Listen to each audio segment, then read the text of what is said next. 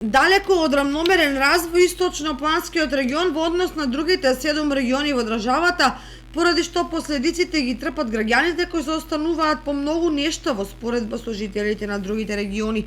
Министерствата најголем дел од средствата со години ги насочувале кон Скопскиот, а најмалку кон источниот плански регион. Иако Бирото за регионален развој и Министерството за локална самоуправа постојано укажуваат на оваа неправилност, реално ништо не се менува. Главниот збор во диригирањето на развојот на регионите го имаат политичарите, зависно кој од каде доаѓа.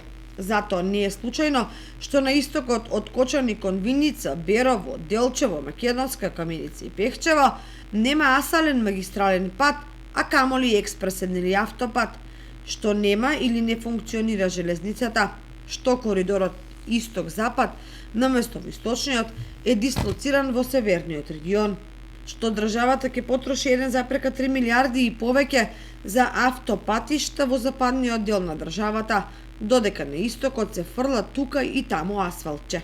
Што е, ние што сме граѓани вторец ли? Нели смееме ние тоа да го правиме? Која е таа привилегија? Диво изградените објекти кои што ќе се најдат на трасата се плаќаат по пазарни цени.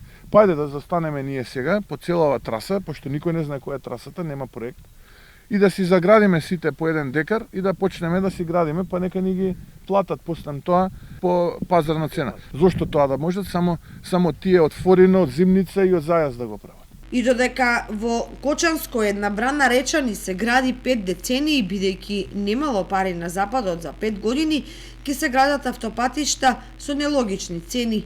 Дали во иднина средствата кои што треба да се доделат на ниво на држава ќе се даваат со почитување на процентот на развиеност, ќе треба да се види. Но тоа е услов државата да дефинира рамномерен развој.